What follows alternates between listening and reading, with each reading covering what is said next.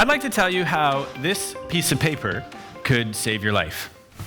Now, I know that sounds like one of those lofty TED goals, but I mean it very literally. Let me explain. So I'm a paramedic, an advanced care paramedic to be precise, which means we have a few more interventions and drugs, sure. We have a few more ways to save your life, but we also have more ways to accidentally kill you. And it's awkward, I know. The key word is accidentally. I would never mean to do that. But the reality is, paramedics, we share in the nearly 400,000 people who die each year from a preventable medical error. Conceptualized another way, that's 2 sold-out 747 flights crashing and killing everyone on board every single day of the year. If that were to actually happen in aviation, there would be outrage. I mean, it would be beyond a tragedy. It would be an unnatural disaster. And yet that's precisely what's happening every day and every year in healthcare. Now, I think patients deserve better, and I think we can deliver. I want to tell you about one procedure in particular called intubation, and what some colleagues and I are doing to make it just a little bit safer. So for anybody who's not familiar, intubation is essentially where you get a tube put into your lungs to help you breathe. Let's say you're having an asthma attack and your oxygen levels are too low, or you've been knocked unconscious from an accident and you're not breathing. You might get intubated. The concept is pretty simple. Open the mouth, take a tube, put it into the lungs. Make sense? One of the problems, though, is that when you open the mouth, there are actually 2 openings. One leads to the lungs, the other leads to the stomach. The one to the stomach is very easy to see, and the one that leads to the lungs is a lot more difficult. Hard, but not impossible. It just requires extra focus, extra attention. And as humans, we've actually evolved to become very good at solving problems. Or actually one problem at a time. While we give that one problem the attention it deserves, we tend to become hyper-focused on it, to the exclusion of everything else around us. It's called tunnel vision, and it's human nature. It doesn't just have to be intubating somebody, it happens to everybody. I'm sure you guys can remember a time that you were focused on doing something important, say sending a text, reading the best part of a book, or even just playing a video game. I want you to think back to one of those moments, and then remember a time where somebody tried to talk to you while you were doing that. Did you hear them? Or did the sound come in one ear and go right out the other? If it even came in at all. If you're that other person, did you feel like they were listening to you? Or did that person keep repeating themselves over and over again until they finally just begged you to please pay attention? I'm guilty of it, and I know a few here probably are too. So why is that? Why is it that we can't seem to pay attention to more than one thing at a time, evolved as we are? Well, it's because multitasking is a made-up concept. It actually just doesn't exist. The brain can't do it. Now, I know what you may be thinking. Of course we can multitask. We do it all the time. We do it every day. We're so proud of it that we put it on our resumes. We brag about it in job interviews. Of course we multitask. Well, the reality is that not only are we lying when we do that, we're actually advertising a terrible habit. You see, first of all, when we think we're multitasking, we're actually not. We're just rapidly switching from one task to another. Still, you might think, well, that still makes me more efficient, right? Wrong. Not only does it kill your efficiency, it actually takes your IQ and drops it a lot. On par with staying up all night or smoking a bunch of pot. And so, instead of doing one thing really, really well, we end up doing several things with the IQ of about an 8-year-old child. Think of that the next time you reach to text while driving, and remember that there's suddenly a stoned adult or an 8-year-old child driving your car. Food for thought. Because multitasking is more than just inefficient, it actually can be dangerous. Personally, I wish that somebody would say that in a job interview and explain why instead of multitasking, they prefer to do one thing at a time really, really well. Now, do you notice how I have no slides up? It's not because I'm lazy. I am lazy, but it's actually because I'm selfish and rather than speak to a room full of 8-year-olds, I'd rather you paid attention to me. But I will show one. It's the obligatory grandfather slide. So this is my grandfather. In addition to being a huge role model of mine, he was a pilot of 40 years. And in that time, he had his fair share of close calls in the air. I once asked him over dinner, how is it that you stay calm in an emergency? What do you do when things seem out of control and when there's chaos in the cockpit? He explained to me very simply, I slow things down. I slow things down. That made no sense to me at the time. I thought, well, it's an emergency. You have to speed things up. There's no time that would be more important than in a crisis in the air. I mean, you'd have to be an expert multitasker, right? Well, I wish I could tell him that I finally understand what he means. That the secret to efficiency is actually to slow things down. It also turns out to be the secret to saving lives. I'd like to bring you back to that intubation procedure. So when we go to intubate somebody, we take our fancy laryngoscope and we lift the patient's tongue and we try to find, hopefully, the correct opening to the lungs. And while we do that, while we're paying the attention it deserves, we become tunnel visioned. And we may miss important things happening around us, such as the patient's vital signs crashing. That would be one of those fatal and preventable medical errors. So how do we avoid that? Do we multitask? Do we try to intubate and monitor the patient at the same time? Because then we've got an 8-year-old doing both, and that sounds really crappy. So in the worst case scenario, we may take the tube and put it into their stomach by accident, which would also be a fatal medical error. So we're stuck. We know that focusing is tunnel vision, and that's bad, and multitasking, well, that's bad too. So what do? How does anyone maximize their problem solving and avoid that fatal tunnel vision? Well, no one can, really. Or actually, no one can. NASA studied this in the 1970s after a series of airline disasters. They tried to come up with a radical new method of decision-making and leadership.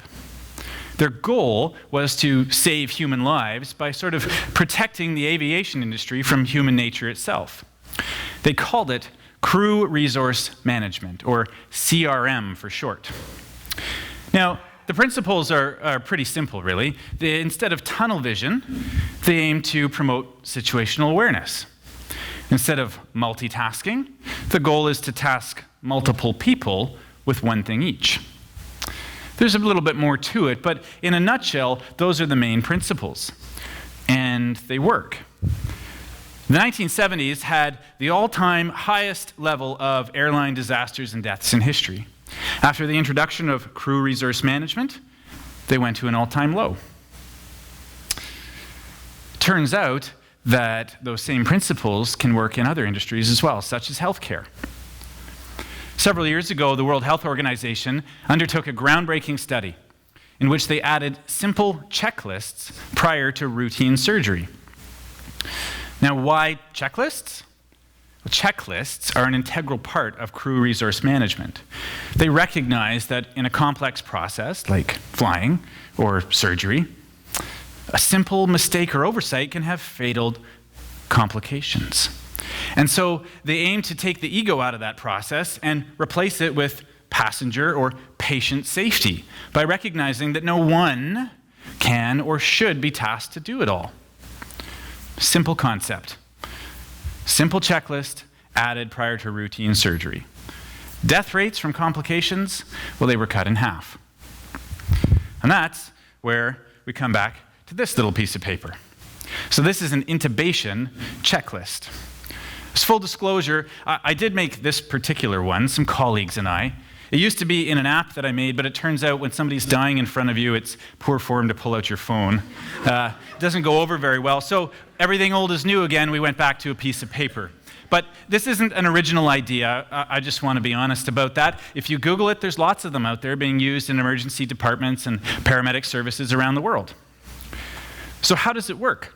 Well, I'd like to take you back a few years to when I was a newly minted Advanced Care Paramedic. And we responded to the basement suite of a house for an 82-year-old gentleman who was severely short of breath. We came downstairs and he was leaning on his kitchen counter, pouring sweat and struggling to breathe. He had been there all night and he was on the verge of death. Now, I may have been new, but I knew that he was sick and that we were going to have to intubate him right away. And so I hurriedly gathered all of my stuff and I started thinking, okay, we've only got seconds here. We've only got seconds. I've got to gather everything I can as quickly as I can. And then there was this voice in the back of my head. Slow things down. And so, for the first time in my career, I pulled out the little intubation checklist that we had made. And I tried to remember, okay, what's that crew resource management stuff? Right, okay, task multiple people. Right, empower people to speak up if they see a problem. Clear communication, okay, I'm going to do all those things. Okay, so it went a little something like this. So I'm going to go in with the Macintosh 4-blade and a bougie. I'd like you to put pressure on the trachea when I ask, and I'd like you to pass me the tube when I need it. To another colleague, I said, can you watch the oxygen levels? Count them down if they start declining while we're intubating, and if they get to 85%, that's it, we're going to stop. No matter how close I am to being done, you tell me we have to breathe for the patient again. Clear communication, empowering situational awareness so that I can focus on the task at hand. And then I took the checklist and passed it to another colleague. We spent 30 seconds max going through it. You see, it doesn't replace knowing when, how, or why to do something. It supports it, and it takes the ego out. And sure enough, step 7 or something there, the suction, which I forgot. I somehow always forget the suction. Suction turned on, and in hand, went ahead and attempted to intubate. Now, I was able to actually get a pretty good view of what I hoped was the opening to the lungs and was ready to pass the tube when the patient puked. A lot. Now, normally, had I not gone through the checklist and had the suction there, that could have been a terrible episode in which we would have had to scramble for the suction and I would have had to stop intubating and his oxygen levels would have probably decreased even more. But thankfully, suction was there in hand. I was able to clear the airway, hearing all the while that we were still in the safe zone for his oxygen levels. Maintaining situational awareness while being able to focus on the task at hand. Now, that particular patient, we intubated him successfully, carried him up the stairs and off to the hospital. He not only survived, but made a full recovery, which is great. As for me, I'll be honest, I was feeling pretty good after that. I mean, that was one of the first times I had used this, and I thought, man, this checklist thing, it's pretty good. This crew resource management stuff is great. And I walked out back to my ambulance feeling pretty good. And I ran into my partner, who, in front of a crowd of people, said to me, never in 35 years have I ever seen anyone do anything so ridiculous. He was referring to the checklist, to the thing that I thought just helped save this guy's life. And yet to him, it was totally foreign. He was still of the mindset that, to be good at something was to do it all yourself. And fair enough, that's his perspective, this was mine. It's an interesting thing that these principles are now central to aviation. Crew resource management is the benchmark of training internationally. But it's still very disruptive to emergency medicine and paramedicine. And the concepts are even more foreign to society as a whole. I mean, we have this fixation that faster equals better, and multitasking equals efficiency, when in reality, if we want to be the best we can be at whatever we do, we just need to slow things down. And if that's true in an emergency, when seconds count and a life is literally at stake, it's even more true in our personal lives. I'll be honest, if I had taken my own advice and slowed things down when packing for this trip, I wouldn't have forgotten to bring an intubation checklist, which I did.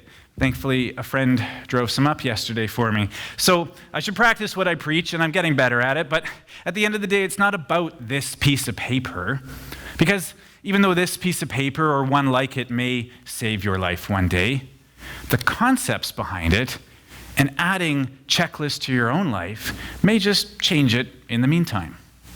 And while I'd love to think that we could convince everyone of that all at once, that sounds an awful lot like multitasking. So let's just slow things down and instead do a really good job of trying to change one mind at a time. Thank you very much.